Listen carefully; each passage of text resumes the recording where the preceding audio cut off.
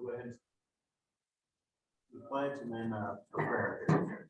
I pledge allegiance to the flag of the United States of America and to the republic for which it stands, one nation under God, indivisible, with liberty and justice for all.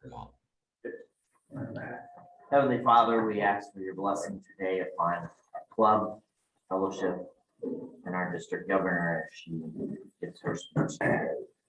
We ask that you go with us as we serve our community, that we may always do your will as we serve others. Obviously, ask in your son's name. Amen. All right, good morning, everybody.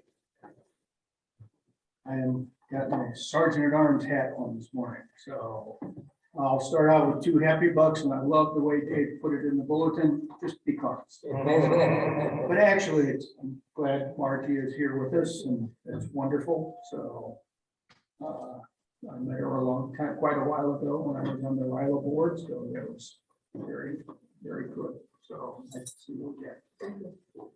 Anybody else have any happy bucks? Yeah. Okay. I'm happy the event went off well last Saturday. Surprise engagement party for my daughter. People from Washington, from Kansas, from Wyoming, all converged, and it came off because her boyfriend flew in on a different flight from Jane, and as we walked to the restaurant, he was down the street. He came walking up. He said, "Hey, Jane," and she said, "Well, what are you doing here, goofball?" And she went down to talk, and he proposed, and it went very nicely. Great video. Yeah, it was pretty fun. And if you'll indulge me on the occasion, I remember. Did anybody remember past District Governor Ray Potts? Yeah. I think he's still with us. I'm not sure. I think he is.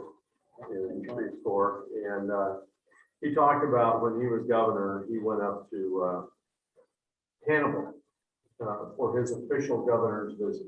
He got there early, as we like to do, to kind of map out the place and make sure what the equipment looks like and where he should sit and everything. And he found the location. He went in, got situated, and decided, well, before the meeting would start, I should go to the restroom. He went in, and another fella comes in, and Ray says, "All right, you here for the Rotary meeting?" And he says, "Yeah." He says, "Oh yeah, I'm here too for the Rotary meeting." He says, "Well, you picked a lousy day, the governor's coming today."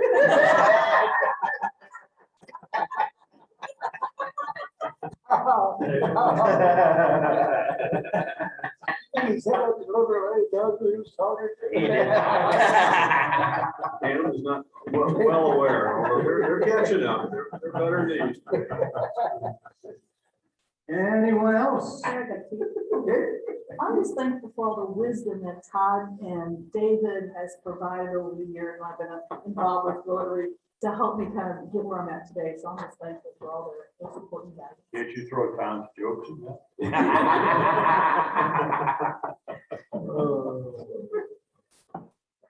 I'm happy, I think, that the boosters are going strong. And then the other dollars are fine. I'm sure there's something I need to be fined on it. You were early today. How about that? We'll find out. Do you have boosters at your place? Yeah. I'll give $1 for the booster that I got from Brent. All right. Yeah. My wife's getting one Thursday. Mary Kay got hers at the medicine shops and it was Pfizer in Montgomery City. So she was very happy for her. Anyone else? Oh, there we go.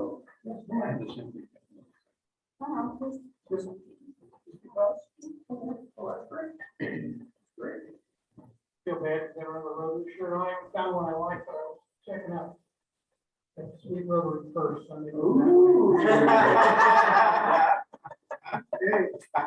I'm gonna leave that part out of the notes. It's recorded. Anybody else? Anyone else? Fines? Let's see. Brian got a fine. I wasn't here last week. You weren't here last week? I got a pin though. That's good. That's good. Okay. Everybody got pins on? Here's my fine for missing last You week. gave money. You gave money. All right. anybody else? Four sergeant arms, should be collecting as much as possible. Okay. He's got a whole bunch of them. Say two. Take two. I disparaged your character there. You won't defeat. Well, happens less frequently now that you're retired. Yes, it does happen less frequently now, so. And I stay off Facebook as much as possible Yeah. for controversial topics. I'm not gonna smash any milk cartons today. Okay. So Al, can you hear us okay, or do we need the microphone? I can hear you okay. But it's kind of muffled when you know, because of my hearing aid situation, but I can understand part of it. Well, did you hear the part where you're going to be president after me? I heard that. I just hope I'm alive at that time. Hey, he didn't say no. Done. So moved. We have a nomination and acceptance.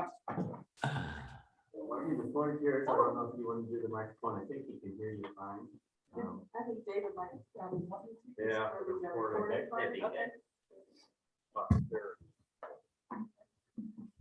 Okay, I'll use the microphone that way for recording later, it'll be better for you. So, well, anyway, thank you for allowing me to be here today. So it's an honor to be your district governor. I actually have to say, over the years, when I've been moving up to this position, I actually didn't know how it would go becoming the district governor. It's such a big challenge and a big job. I wasn't sure I really was able to do it, but gosh, there's such an incredible district leadership team that's behind me that supports you and guides you and assist you with anything you might need. And especially, I have to say, David, he's been behind the scene with my president-elect meetings and my assistant governor meetings and all the IT work. So if I'm talking and I happen to miss something, I'm so grateful that Dave will either send me a text or we'll jump on real quick and add something to the conversation so everybody stays on track. So thanks for all your help, Dave, with all the IT behind the scenes. And he also was our IT support for our district conference for 5 days. So that was a interesting, challenging experience, but it went off very well. We had over 100 people every day on that call. So I was very grateful that it worked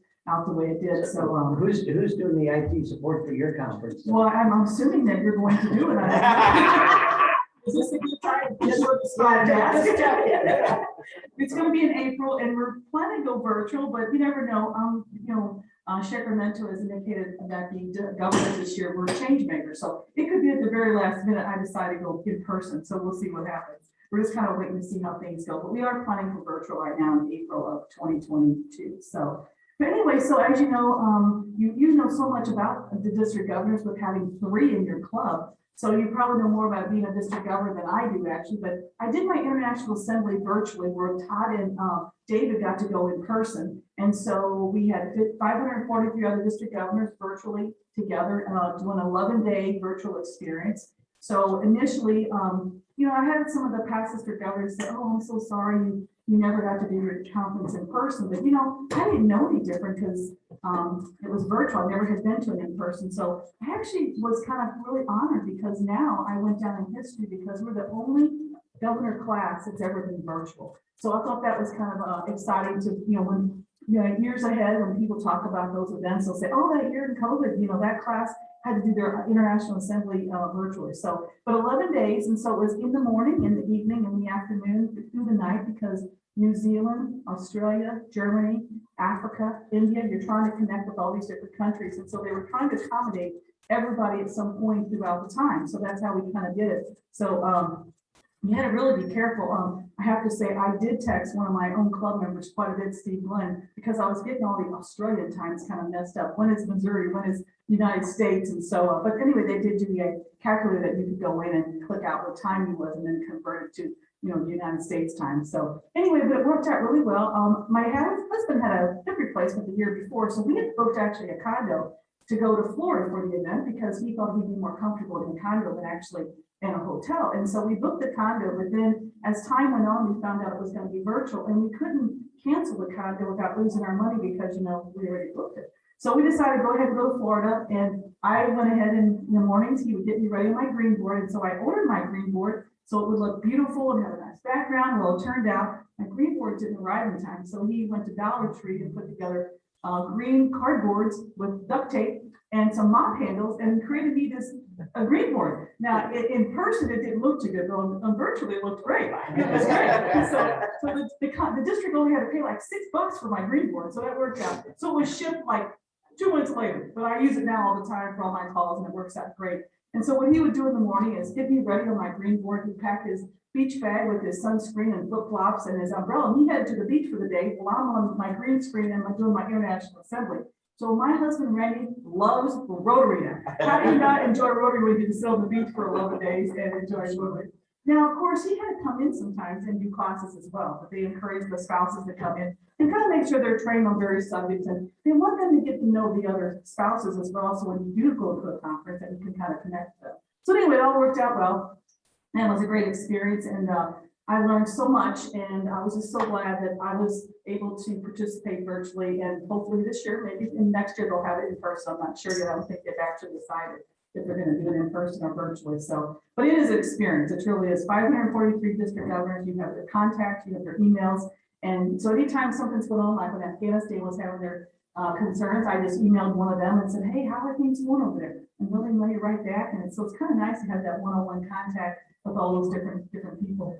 So as you know, I'm originally from Perryville. I grew up on a farm down there and moved to St. Louis to pursue my medical career. I had worked for the hospital for 5 years there in the ambulance district for 5 years. And then I moved to St. Louis and got my paramedic license and worked here for Rock Township Ambulance District in Jefferson County for 30 years. And then I retired after 17 and a half years being the chief of the department. I then retired and have been, we began traveling until COVID hit and we got stationary like, kind of like everyone else. But so one of the things I got to do is that in 2003, the Pier Hospital was opening up an elderly acute care center. And I was invited as the chief of the department to participate because Stan Musial and Red had pulled the money out for this event, and they would open this big facility up. It was an Alzheimer's unit. And so I was invited. And so you're there at the event, the banquet, and Michelle Meyer, she's the CEO of the hospital at the time. And Stan and Red were going to do the presentation and do the actual speech for the evening. Well, little did I know that they were at my table sitting with me. I didn't know who they were. I mean, I'm not from St. Louis. I didn't know the Cardinals that well. And so they're all sitting there talking and they're asking me about the Cardinals and if I know much about them, which I didn't. And they said, "Well, what about that, bronze statue in front of the Cardinal Stadium?" I said, "Well, I've never seen it." I said, "Who would ever want a bronze statue?" So that's kind of a lot of money for what? And so we're all talking about this event. And so a little bit later, Michelle Meyer introduces the guest speaker, which is Stan and Red, and they're sitting at my table. And I'm like, "Oh, okay, wow, guest speakers are at my table. That's interesting." So they get up and they do this really nice presentation. And at the very, very end, now this is what Stan could have left out. At the very, very end, he says, "That lady sitting over at my table, she doesn't even hardly know what the Cardinals are, but do you know she actually doesn't even know I'm the person on the bronze statue?" And I was like, "Yeah, you could have left it out," because I, at that point, wanted to crawl under the table. I had, of course, everybody then made me aware of who Stan was, who Red was, but Stan and I did build a relationship, and he had me come to a couple of Cardinal games, and we took our picture in front of the bronze statue, so they knew right what it was. But anyway, it was one of those moments that, now I realize it's a historical moment for St. Louis, and it was a great experience, and it was something that, you just never know who's going to be sitting at your table. So just like with Rotary, when you're out and about at different places, maybe at another function or maybe another organization or some kind of banquet or activity, you never know who's sitting at your table. They could be your next Rotarian for your club. So you might want to consider that when you're out there talking to them or talking to different people. That could be your next member of your Rotary Club. And so recently, the membership group, Bill Dees is your membership chair. He actually had some cards made up that he sent all the membership chairs. And the card base is this little business card that you put in your wallet or you carry with you or whatever. And so if you happen to talk to somebody, you want to invite them, you can just put the date and the location of the meeting and your phone number on it, and you can hand it to them. Just says Rotary on the back, and it's got the date, time, and location, I believe. It's a very simple little business card you can hand out. Something easy that's quick. So if you happen to meet somebody, maybe Stan or Red, and give them a card and say, "Hey, come to our next Rotary meeting." So anyway, there's always something that seems to happen like that that stays in your mind forever. So that's been many years ago, 2003. I still to this day think, "Oh my gosh, I wish I had just been a little more up to date on the Cardinals." But so anyway, your international president is Shekhar Mehta. He's from India. And the one thing that he has encouraged us is to each one bring one. So what he wants you to do is double your club size. So, when I first went out and gave my few first district governor presentations, I was following all the rules, crossing all the, Ts. I made sure that that's what I was telling everybody. And I would see everyone's eyes kind of glaze over and they're thinking, oh my God, what is she telling us? So I added retain all. So basically what I'm saying, if you double your club size, I will be here with every award and accolade and support that you can imagine and make sure and congratulate you for doing such a great job. And I'm just kind of asking that you retain all your current members. We've had a lot of members pass away this past year, due to COVID and other medical conditions. And, all of us have had tragedy this past year. We've lost loved ones, and personally and professionally, we've suffered because of COVID. Every one of us has been touched. So I'm just saying, try to retain your current membership. So what my club does is we have the buddy system. If you're absent for 3 meetings, they ask you, they call you up, or they'll stop by your house, or they'll put balloons on your mailbox, or for me, they'll stuff your mailbox full of some kind of confetti. Since I've not been there very often since I've been gone, I open up my mailbox and out comes this pile of, I'm not sure what it was, confetti, trash, whatever. But it's just a way to let them know that they miss you and they want you to come back. They want you to be back a part of the group. Now, if you're home for COVID, we understand, because Shaker Menta, him and his wife have both had COVID, and his mother died from COVID early July. So he's sensitive to COVID. He understands. So if you can't make it back and you're on Zoom, that's wonderful. At least you're still participating.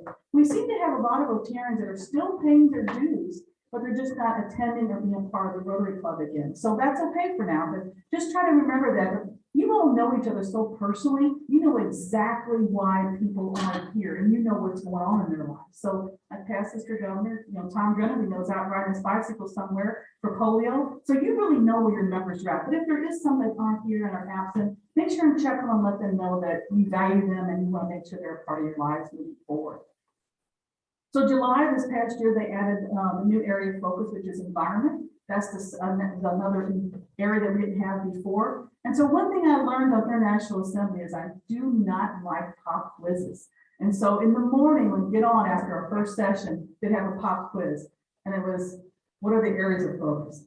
Do you think I could remember those? I just could never remember what they were. So I'm thinking, I got to relate this to somehow. How many areas of focus is there? So my mom would help me learn my colors in the summertime when I was growing up. We'd sit on the swing in the backyard, and after a rain, there'd be a beautiful rainbow sometimes. And so she would help me kind of go through and learn my colors through the rainbow. So there's 7 colors in the rainbow, and there's 7 areas of focus in Rotary. And so that's how I try to remember the areas of focus, trying to relate the two. And so one of the main ones that I deal with, disease prevention and treatment. And so 2 years ago, which is kind of difficult to believe, but 2 years ago is when I put together my Health Awareness Week program. So me being here today kind of accommodates your Health Awareness Week program. But what I've asked the Rotarians to do is try to have someone come into your club and just talk about health, Alzheimer's, cardiac, whatever it might be. And maybe somebody's had an experience in their club that they want to share that's happened to them, cardiac related, maybe some kind of other event through COVID. Just to try to make sure that we all are doing our wellness checks and we're making sure to take care of ourselves and our family. I mean, that's very important that we stay healthy moving forward, because it's very easy, as I've recognized this year being the district governor, it's very easy to be just on the go constantly. You kind of don't do those other things that you normally do on a regular basis, like going outside and walking or going to the gym. I have to say I've not done a lot of that this past few months because I've been gone and busy, because I leave pretty early in the morning to get to the clubs that I need to go to.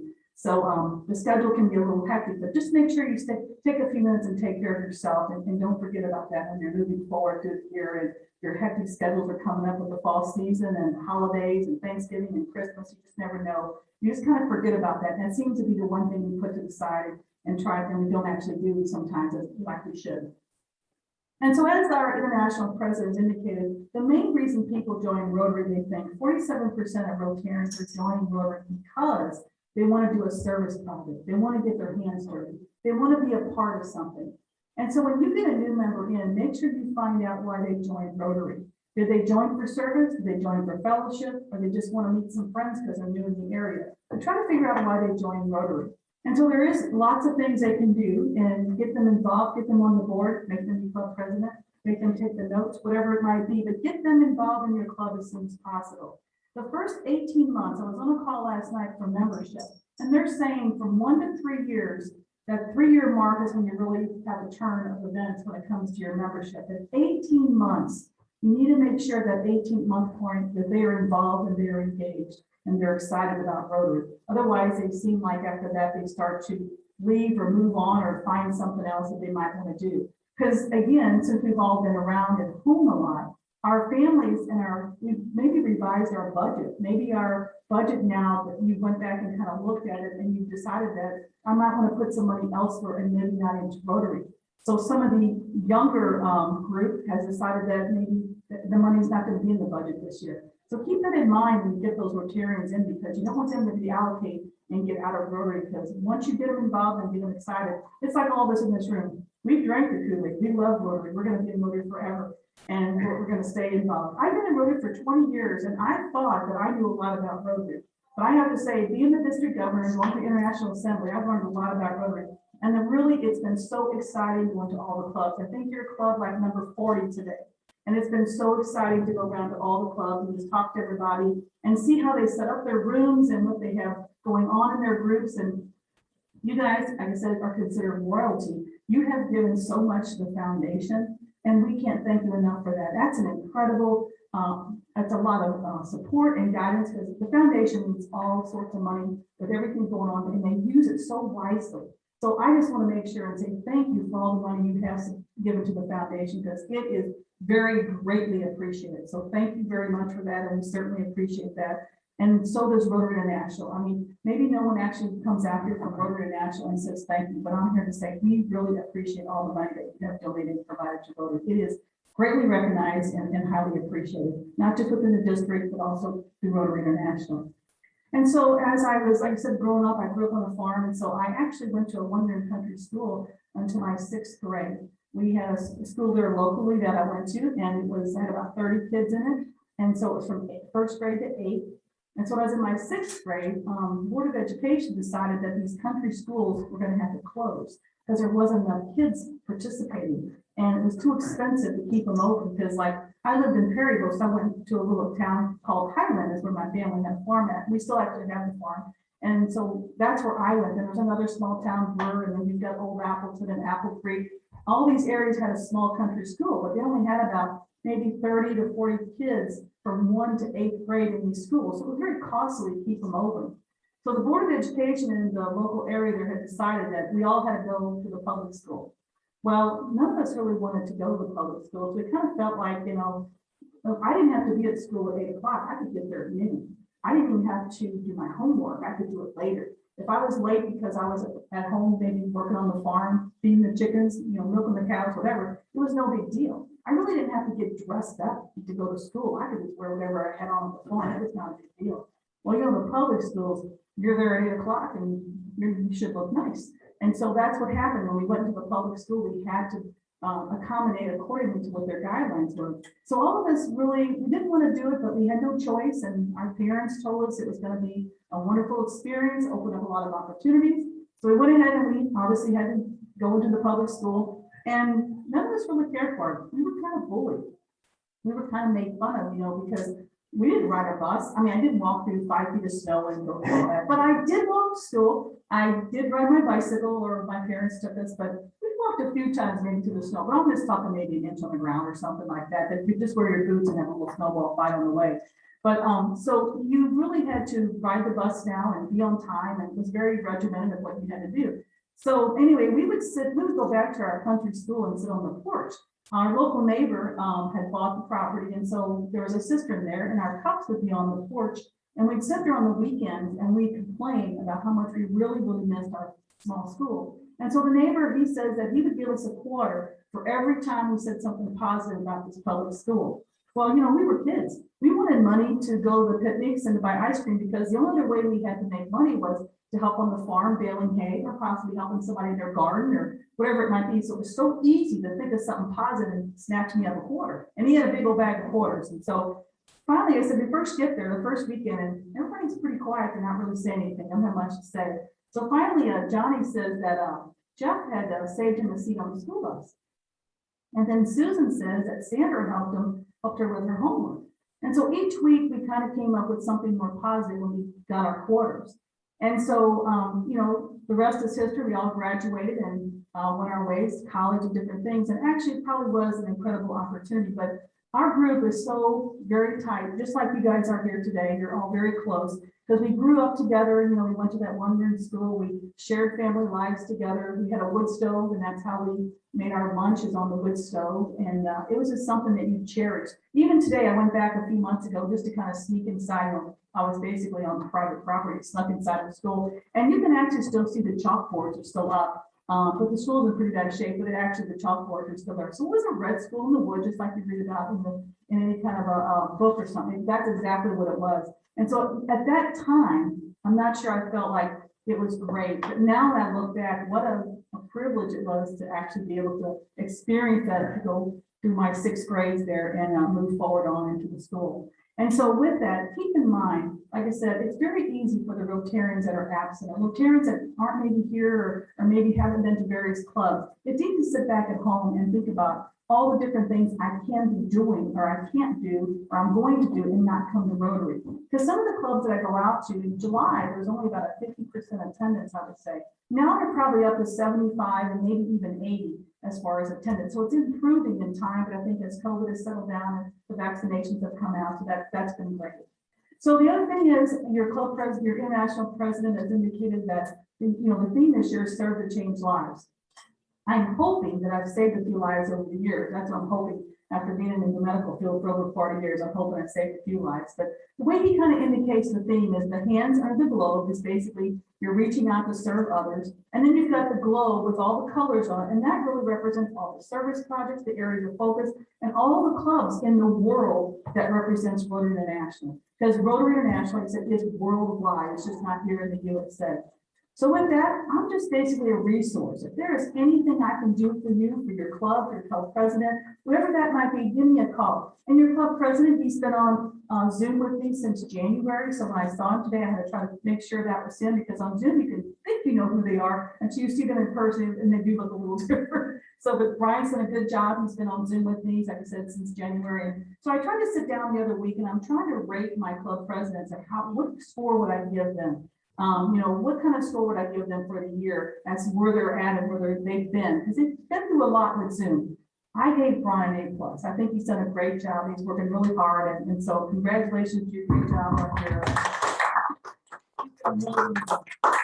If there's anything I can do here, please reach out to me. Like I said, I'm a resource. I'm here to support and guide you along the way. And of course, like I said, we have a huge district leadership team behind me that if I don't have the answer, I can get it from them. And David, I can't thank you enough for your IT work. And Todd, I mean, Todd's been an inspiration since I met Todd when he was district governor, and your past district governor, Tom Brennan, as well. So you've got a wealth of knowledge in this club. It's just amazing, the knowledge you have right here in your own club here. So, but again, thank you very much. And I appreciate you allowing me to be here today. So have a good rest of your day. Thank you very much. It's something to me that I was kind of bowled over about that I did not know about you. Oh, A former job that you had way back when, and it had something to do with the Magic Box television. oh, well. Would you like to go into little bit of that to let people know that what you see is not always what you get, Sure. so to speak? So in my younger years, I had always wanted to be on TV and maybe do some acting. And so I actually got to be on the Young and Russells and the Guiding Line. I did some walk on roads for them. And so it was really exciting. It was so unbelievable to, you walk into these celebrities and you're rubbing shoulders with them. And so it's very easy to get caught up in the moment when you're doing that kind of work. But I have to say, you have to keep your day job because it doesn't pay that well. And so you have to make sure and keep your day job. And so when you're looking out, and just like you're on Zoom today, what you see is not really what's there. And it's kind of like when you have your green boards up. I have my green board up, and then behind me might be my dining room windows. And so you have to remember the same thing on TV. When you're watching TV, which I'm sure you all know, is really not what you get. There's a lot of different behind the scenes props and different things that are there that really make it, a different view behind the scenes. But it was great. Like I said, I loved it. But obviously, as time went on, I was replaced, and that's the way life goes. But it was a great, great experience. Something I've done recently is I helped through the COVID-19 investigation. I've done some contact tracing for them, as well as calling people out after they've had their vaccination, just to follow up and through this, for the health department. Doing that some kind of work, and that's been very interesting. It was kind of great part-time, and I could do it at home, you know, on a computer, so it's kind of nice to be able to be a part of that. So, yeah, so thanks, Dave, for bringing that up. I found it quite fascinating. It was a great time, yeah. It was a fun experience, so, anything else? I'm kind of curious on district grants and things like that. I know, since our club is pretty active with the foundation, I'm just kind of curious on what kind of district grants are going on this year. They have quite a few, actually. They've been trying to do a lot of grants with the environment. We've had a lot of people do some benches, and the problem we've had there is some of the products haven't come in, so some of them have been put on hold, so not a lot, some of the grants have not actually been completed because of that reason. So we've had some of that. Now we have the change maker grants that you're familiar with. I know you guys did a laptop, I think, for one of your food pantries. And so we had a lot of people take a part of that, and they have done a lot of food pantry assistance because the need has been so great for food pantries. My own club is Arnold, the home club. We actually did some stuff for our food pantry as well. The Brennan's Backpack, which is we pack up food for the kids to take home on the weekends. We do a lot of, so a lot of it has been food related and food pantry related for the need. That's kind of been the biggest thing that's been out there lately. So, but the products have been a real problem with those benches, trying to get the wood together and receiving the product that they've ordered because they can't get it in. Some have done some signage for some parks and they can't get their signs in. So we've had some of those things on hold, but eventually they'll get it done. It's just timing for right now. Anything else? I've sat through a number of your government presentations. Others have brought pens, but you brought 2 useful gifts. Well, good. I'm glad. Thank you. In addition to that, you have a picture of your husband. Yes, let's just say he wasn't 100% excited about that. Yes, my husband Randy, he retired from Benton Fire.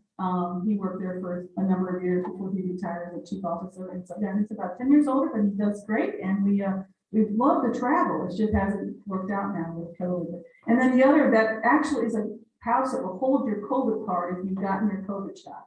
Yeah, we actually went to the speaker series last night. Okay. They were giving them out. Okay. And then the other thing is that's just a nice little cloth to clean your glasses with if you want to clean your glasses, that's what it's for. So, yeah. So what should I do with the card? You can hide money in your mattress and if you like, start the Christmas fund. Share it. There you go, share it with someone, yes, exactly. So anyway.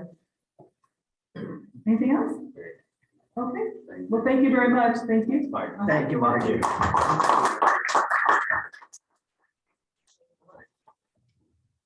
Al, did you have any questions? No, not to my knowledge. I'm fine.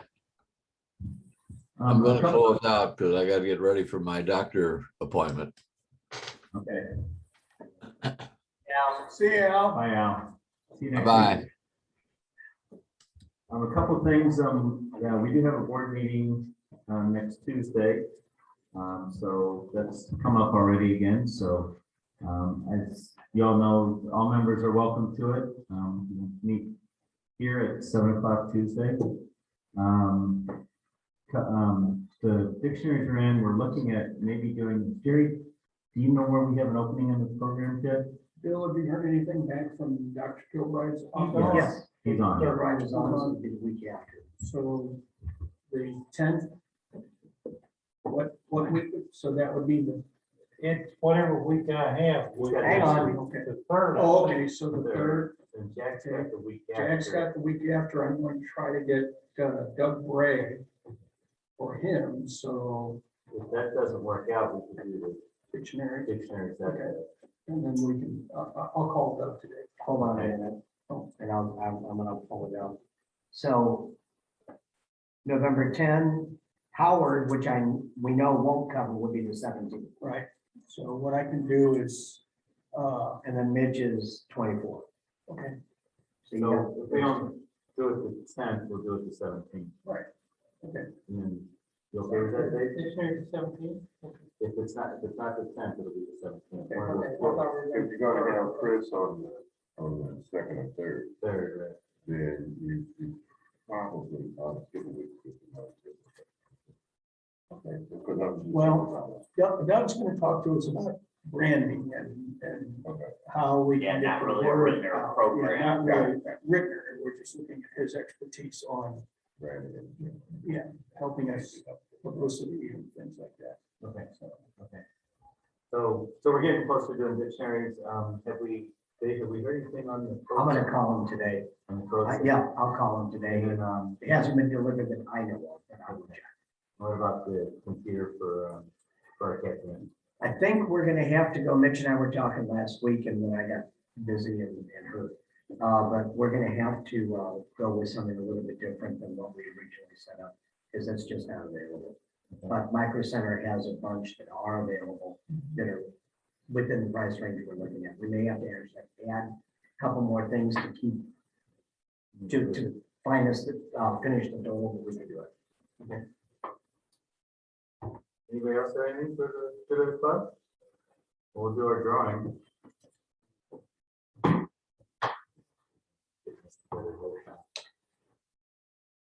They're talking to you all the time.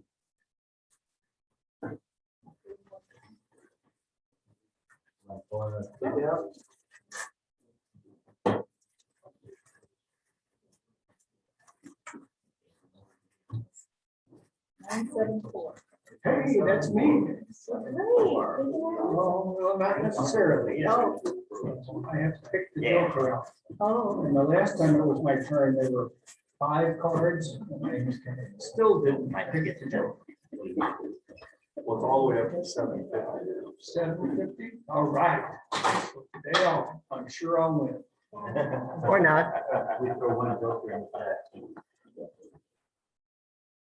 I'm sure it's in there someplace. I'm sure it is. It was my knee a month ago. Like this, and it's My knee a month ago, and then I like blew it out helping to move Liz, and I had doctor appointments most of last week. It's getting there. hard, something like that. Wow. Yeah, before the joker was. Not fun. Group one. How much Yes. do you like? It was 244. Oh, you did? Okay. How many weeks?